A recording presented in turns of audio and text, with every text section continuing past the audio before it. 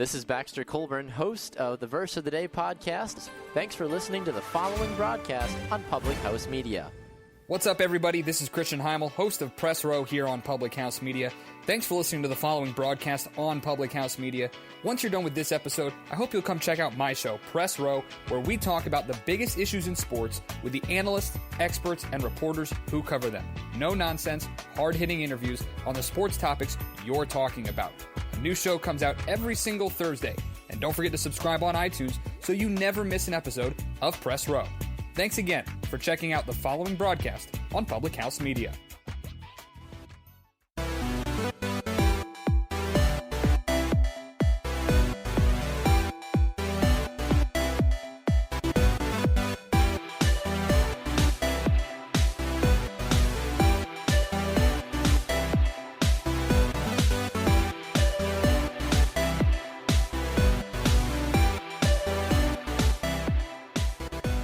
Hello and welcome to another edition of Your Soccer Passport World Cup edition here on Public House Media. I'm Brice Burge.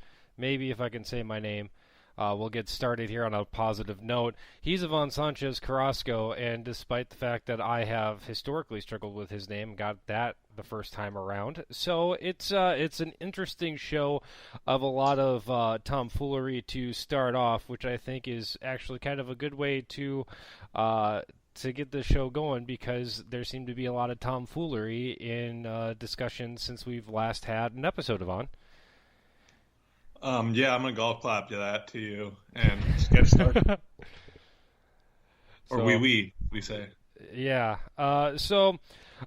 Three groups are done. Groups A, B, and C.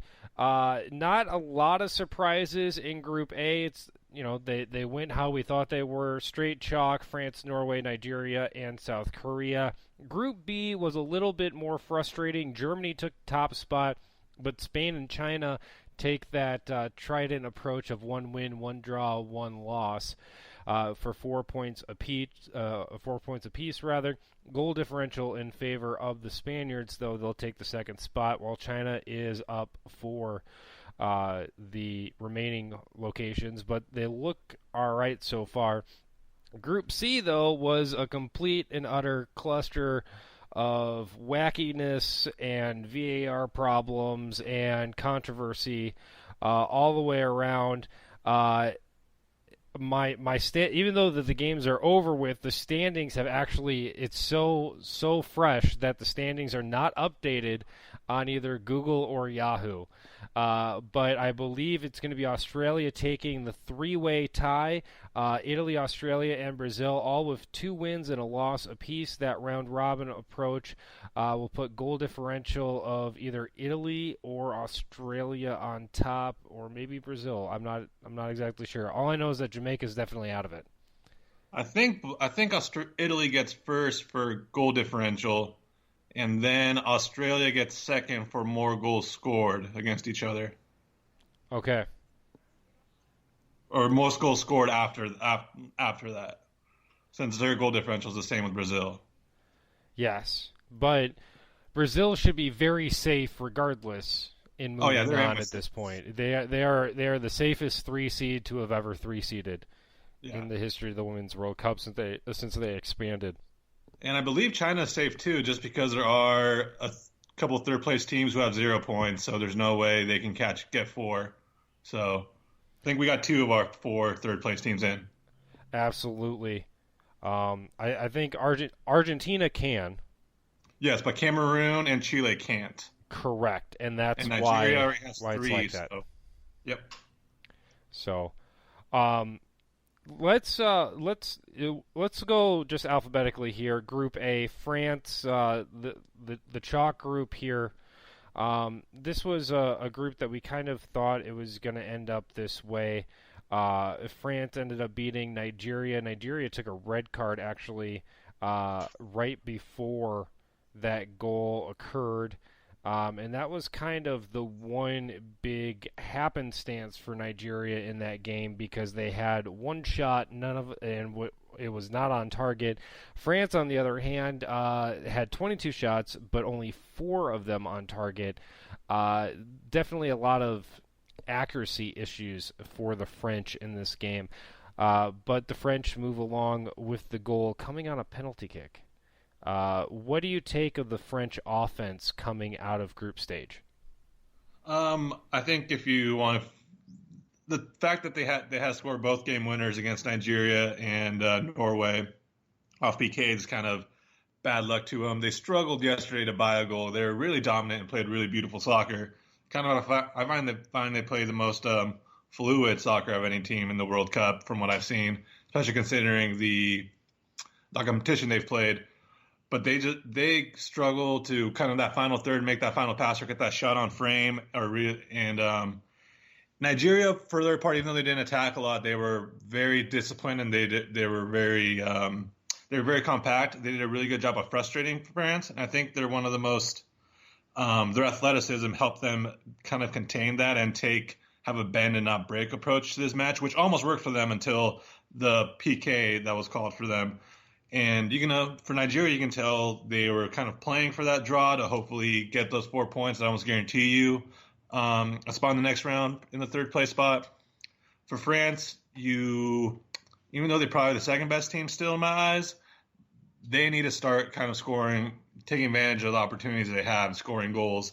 And when we get to Group B, I can talk about more frustrations I have with some of those teams there who can't create goals. But for France, I think this is a good wake-up call entering that last stage that, hey, we're not playing good enough. We're playing good, but we're not playing good enough. So let's take it up that next level. And I think they are one of the few teams in this World Cup who can take it to that next level in terms of quality.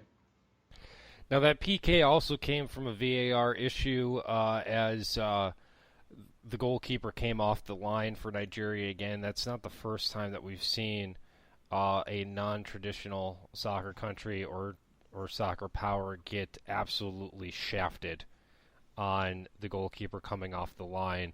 Between the mix of the VAR and that specific call being made against teams like Jamaica and Nigeria, but not against Italy, there's starting to be enough here to identify trends.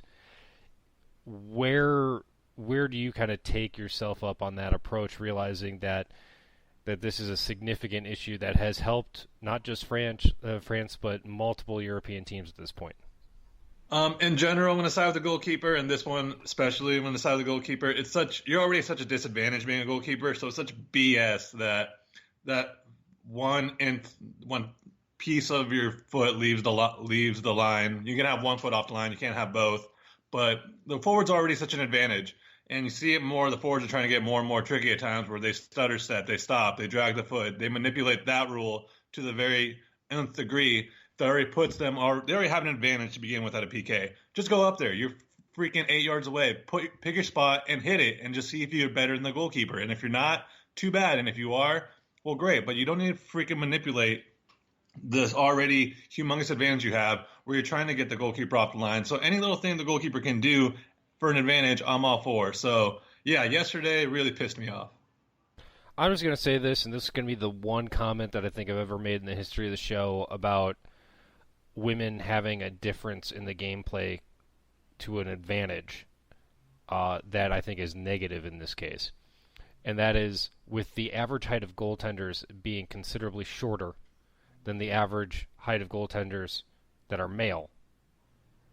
There are so many easy spots that you can go at. You can just pick a top corner. And if you're anywhere close to a corner, there's no way that a 5'6" goalie is going to be able to stop that when you're in the center. Like, it's just a ridiculous scenario to me that this is even a possibility. But yeah, I agree with you. This is frustrating to me, especially when you deal with the fact that now France is up top and Nigeria is possibly on the outside looking in. Nigeria, they do have a -2 goal differential when you start thinking about the third place team out of Group F, when you start thinking about a potential blowout that may happen in Group E. A -2 is not terrible. They could still move along with a 1-2 record in this case. So Nigeria is not dead in the water yet. I do want to talk now, just for time purposes, about one of the teams that did definitely make it along in China because of that 4 points. Spain, though, in their game against Spain, China again had a very terrible outing, while for a team like Spain, as I back out of the of the box score instead of going to the one that I want to go to, it was absolutely ridiculous in terms of how many shots on goal and how many shots period that Spain had, and they were not able to capitalize. When you think about how the second match today happened for the U.S., when you think about what we just talked about with France, when we think about how New Zealand was able to hold up against the Dutch until real late in that matchup in the opening match day. Is it still an offensive tournament, or is there a clear way for other teams that are more defensive-minded to stick around? I think it's still going to be an offensive tournament. But I think right now you're kind of getting the more even matchups. The first round of games were pretty chalk, where you had, especially in some groups, where you had the two worst teams playing against two better teams. And since then, you had France, Norway, which is kind of a big group. You had Germany, Spain, and Spain, China, which are two more even matchups. Group C was pretty even all after Jamaica. When we talk about the next couple of games, England, Japan is going to be a battle. Netherlands, Canada, U.S., Sweden. Those are all games where you're going to expect the score to be much, much lower because you expect the competition to be much tighter. But I think the offensive quality and the offensive mind to continue to attack is still going to be there. Now it's, can you break down the defense? Can you create the proper shots? And that's something from Spain that offensively they just do everything so well until they get in front of the goal, and then it's just like fumbling it at the goal line, to use another sports terminology. And it's frustrating because we both like them entering the tournament. You watch them play; they know what they want to do with the ball. They have a specific style they want to do. They have, you can tell they have pattern play where they want to get into certain areas of the field, but they're just not finishing. And most likely they're going to play USA in the next round, and we can get to that next episode once we actually find out what the matchups are. But against teams of that quality, where if you still have a pretty even possession or a 55-45 possession, which Spain can do to good teams, they can take a lot of the ball and have a lot of the ball. What you're doing with it now becomes so much more important. And if Spain can't start figuring out what to do with it, they're going to struggle, because now that's 2 games in a row where they haven't scored. 9 shots on target out of 24 total. Just 1 shot for China on the other way, and it was a 64-36 possession breakdown in that Spain-China matchup that ended up in a scoreless draw. The other group, because we got to talk about it, is Group C. That one is finalized, and it is Italy that's going to be on top in that one. Italy, Australia, and Brazil all finishing with that round-robin 2-1 record. Lots of controversy, lots of overcoming for for all 3 sides in that issue. Jamaica definitely got screwed in a lot of ways. Just kind of overall thoughts on what these teams can learn heading into the knockout rounds. They're going to be battle tested. I was very impressed with Italy and surprised with Italy, I believe. I had them second, which not bad, but Australia to fight back after being down against Brazil. They took care of business against Jamaica. It kind of shows the very professional result today. Brazil kind of backs against the wall, really struggling to break down an Italy team who was able to slow down the pace in that second half today, looking very comfortable with the draw. The way they were able to at least create a chance for a PK to become an opportunity and take advantage of that was great. So, this was a really fun group because you had 3 really good quality teams, and you had a team that was a little bit of a surprise in Italy. Now they're going to have confidence because they probably felt that they were better than what people were expecting from them, and they showed it here. And then, I think all 3 teams have something positive to take out of. You have Brazil, who were struggling entering a tournament, and now they got 2 wins, and you have Australia, who was going through coaching change and who lost the game in the last minute, and they came back for 2 wins. So I think they all have really positive things to come out of this tournament, entering the next stage, and they're all going to be hard outs and going to be difficult teams to match up with. Italy, Germany, France and Spain all set in the knockout round of 16 with opponents to be determined. One matchup, though, is set. It will be Norway and Australia with completely undetermined opponents on the other side of the bracket yet. That will be figured out in the next discussion as we talk about groups D, E, and F. Who's available, who's going to finish where they are. It's going to be a fun time as we go through the matches here in the next segment on Your Soccer Passport World Cup Edition on Public House Media.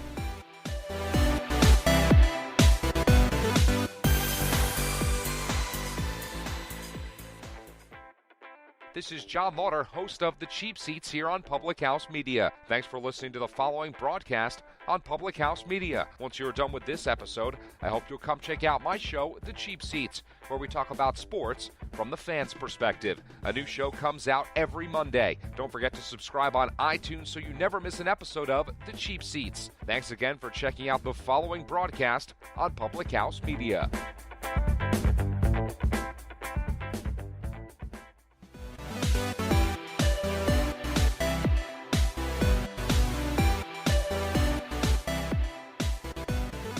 And welcome back to Your Soccer Passport World Cup Edition here on Public House Media. I'm Brice Burge. You can find me on Twitter at @BriceBurge, Brice with an I.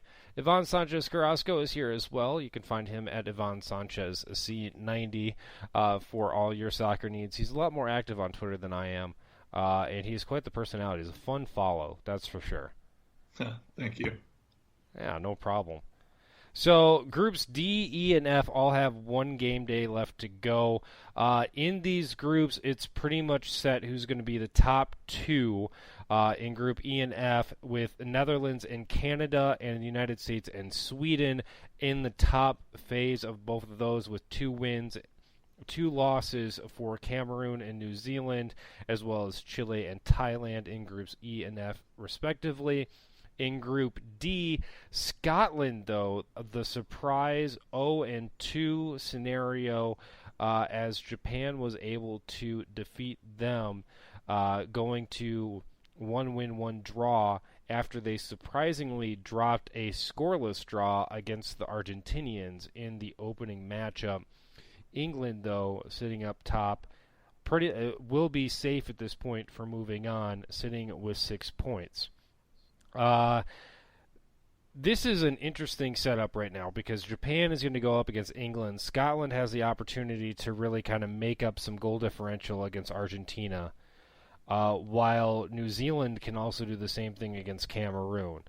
I want to focus right now on Group D because Group D is the one that's really kind of up in the air. England is set, but if they lose and Japan wins, then Japan will actually overtake them in the standings. But Japan's been a weird team this tournament.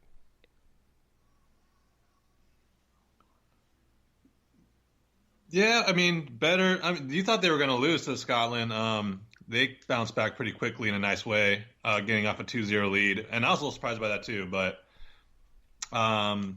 and you have a rematch of a semifinal last World Cup as well between England and Japan.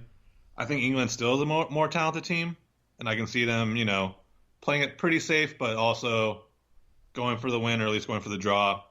And I think Japan's pretty comfortably set in that second place as well. I'm really interested in Scotland-Argentina, just because Scotland's played really well, but Argentina's been so tough to break down. And if Scotland's playing well but can't break down this Argentine defense, who were able to frustrate England, who were able to frustrate Japan, does Scotland have enough composure to break down Argentina? Because if they don't, they won't be able to get the result they need, which is a win. So I think that's kind of my big matchup is Scotland-Argentina, but by just the fact that Argentina's been so great defensively, the goalkeeper Coroa has been fantastic as well. And can Scotland? It is going to be kind of a tournament for Scotland where they're going to be kicking themselves and saying we could have done more, we could have gone better, we just didn't take advantage of what we should have. It's frustrating for me when I look at this scenario because Argentina really, with the way that the other groups are going, Argentina can't get by by just 2 draws. Nope.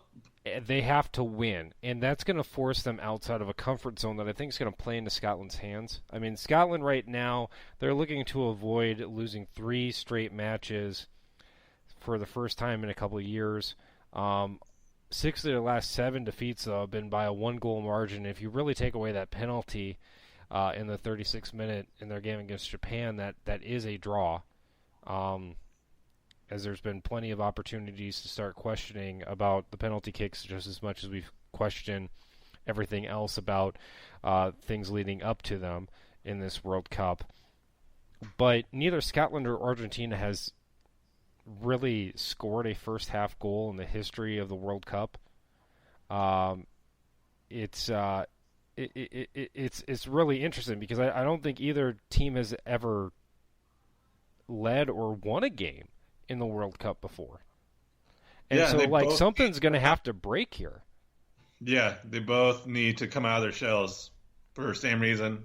I mean, that could actually, that can make it a more, who's going to be the one to kind of break serve and go kind of try to go out of the comfort zone a little bit? Are they both going to go out swinging right from the start? Because Scotland with 3 points, their goal with 0 points right now, they only have a negative 2 goal differential, which isn't bad. So any win puts them in a pretty good spot, or at least an interesting spot for them to be one of those top 4 teams. And Argentina with a win with 4 points will get them over into that 4th spot too. So yeah, you make a good point. You got these 2 defensive teams, 2 teams who struggled to score, but 2 teams who've played well defensively. Now one of them or both of them have to start attacking or have to kind of break out of their shell. How they do it or which one's the first ones to do it will be fascinating to watch. A Dos Acero matchup would put Scotland through without a question. I mean, 3 points and 0 goal differential will get you through. When you look at the way that the other groups have gone down, especially in ENF right now, when you look at just how bad the goal differential is for Chile and Thailand, and when you look at Nigeria with a goal differential of -2 right now, you know that somebody's going to win that game between Cameroon and New Zealand, and that's going to put them in a -2 goal differential at worst if somebody wins between Cameroon and the Kiwis. So just Scotland. I really think the winner of that game moves on to the knockout round. I just can't see any mathematical situation where they don't. Well, yeah, because just Scotland scoring will put them at a -1 goal differential if they just score 1 goal and they win 1-0, and that's enough to put them over Nigeria, who has a -2 goal differential. And then Chile and Thailand are way out there. I mean, but the thing is, and that might be a discussion that opens the door instead of going, alphabetically. Let's kind of move to Group F a little bit because United States and Sweden is set, and there's all those storylines have been done to death. But Chile versus Thailand, I think, is an interesting matchup because Chile has shown that on a pancake, like a syrup-filled pancake-style pitch, that they can actually have some decent offensive looks. They're just not very consistent at it. Thailand, though, has shown that they have literally nothing on the offensive side of the field. And if you want to continue to beat up on a bad team, do you think Chile could win by 3-4 goals to move along? Well, they haven't scored one yet. I do believe that they have the goalkeeper to keep them to stop anything that gives them a chance to attack. That's the tough thing, right? And this is going to be Thailand's best opportunity as well to get something out of this game, and I think they know it too. And I think it's going that very last goal in that last minute kind of gives them a little confidence as well that hey, we can get something, we can do something here. The good thing for Chile at least is that they will at least know what they need to get probably by the time this game is played, considering that all the other games have already been played, so they will know the Scotland result. They will also know the result of Cameroon and New Zealand, so they'll have a better idea of if they need 3 goals or if they need 4 goals, to know what position to put them in. Do they need 5? So I think they know they're going to have to attack, but how much and the goal differential, they will know that by kickoff at least. So that's something else that they can keep an eye on and measure too. And that's what's going to be really fun about this, because these games are going to be played on Thursday for all but for groups E and F. It's going to be day of release at 3 p.m. Eastern Time for Group D with Japan, England, Scotland, and Argentina. It's going to be awkward. I mean, Thailand we know is out of it. They're minus 17. They're plus 1 for goals scored. But with just how defensively teams that are still in it in terms of Scotland and New Zealand, it's odd to say that Chile still got a shot. Yeah, but they do because they're playing. They might not even they have a shot, but yeah, it all comes down to what New Zealand does against Cameroon as well. Same goal differential. Cameroon's kind of been a little feisty defensively. They've been hard to break down. Does Cameroon have enough to get at them or beat them? Or, because Cameroon's going to frustrate them with their physicality, with their speed as well. Does New Zealand have the poise to get a couple of goals on them? Because New Zealand is another team that hasn't scored yet, and they need goals too. And I think it's really interesting how we entered this World Cup, and we thought, these are some third place teams that have a chance, and we thought they'd be better suited. And now all of a sudden, it's Chile, the one who looks like to be in a very good position to give themselves a really good chance to make it out of this with the group stage. We have a great goalkeeper. They're playing the easiest team in the tournament. Now, they'll know exactly what they have to do by the time the game starts. And New Zealand doesn't know that. And I think that's kind of that's the intriguing thing about this entering this last knockout stage. Well, New Zealand could theoretically, if Scotland and Argentina draw, then New Zealand knows that a win will get them through pretty much. Yeah, and Cameroon will also know that though too. Yeah, and so that's why it's such a big deal, because they'll be -2, and I think Cameroon will actually, because of goals scored, Cameroon would be in front of Nigeria, no question. But I think New Zealand has to score twice. Yes, that is true. So actually, they're both at -3. So any goal, so if they both win, they both have to win by 2 to jump Nigeria. Yes, and so that's kind of the big question. But I do think that Cameroon with goals scored would be able to beat Nigeria on the second tiebreaker. Yes, I believe so. So Cameroon can win 1-0 and be safe, regardless of what happens in the other games, while New Zealand has to win by 2.